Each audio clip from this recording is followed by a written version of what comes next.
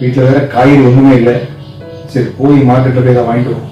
மாச கடைசி ஆனாலே நமக்கு சிக்கலாகி போயிருக்கு. காசு வேற இல்லை. சரி எங்கேயா தேடி பார்ப்போம்.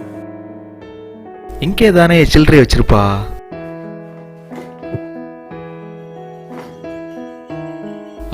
கிடைச்சிருச்சு. ஆஹா, கிழிஞ்ச நோட்டால இருக்குது. சரி எப்படியா தள்ளி விட்டுருவோம். எப்பவும் வாங்குறவர்கிட்ட வாங்கக்கூடாது. இவர் பார்த்தா ஏமாளி மாதிரி இருக்காரு. இவர்கிட்ட வாங்குவோம்.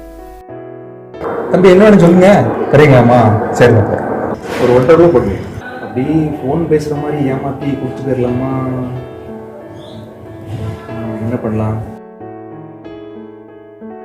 ஹலோ, அவருக்கே ஃபோன் வந்துச்சு. பரவாயில்ல.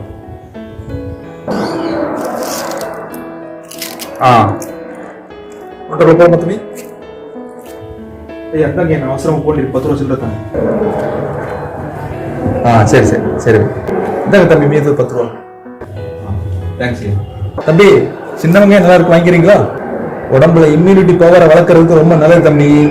தொண்டை கமைச்சல் இருந்ததுன்னா ஒரு 4-5 சின்ன வெங்காயத்தை வாய்க்குள்ள போட்டு அப்படியே சவைச்சு சாரை முழுங்க, எல்லாம் சரியா போயிடும்.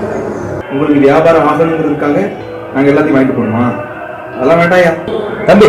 வியாபாரத்துக்குலாம் சொல்லல தம்பி, நான் ஒரு உடல் நல ஆலோசனை சொல்றேன்.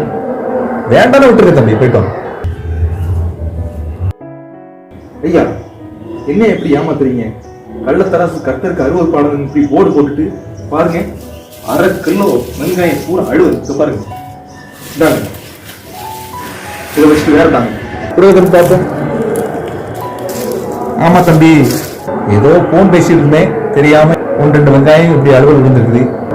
அதுக்காக கோச்சிக்காது தம்பி, நம்ம வேலையில சுத்தம். சரி 1/2 கிலோ வச்சிடுறேன். நீங்க 20 ரூபா கிழிஞ்ச நோட்டு கொடுத்துருக்கீங்க, பாத்துக்கோங்க. இல்லையா, நான் கிழிஞ்சிருந்ததை பார்க்கல. பார்க்க படிச்சவங்க போல இருக்கிறீங்க. இந்த ஏழைகிட்ட போயிட்டு இந்த 20 ரூபா ஏமாத்துறீங்க. என்ன தம்பி நீங்க? அதனால அதை நீங்க வச்சுக்கோங்க. 1 கிலோ வெங்காயத்தை எடுத்துக்கோங்க.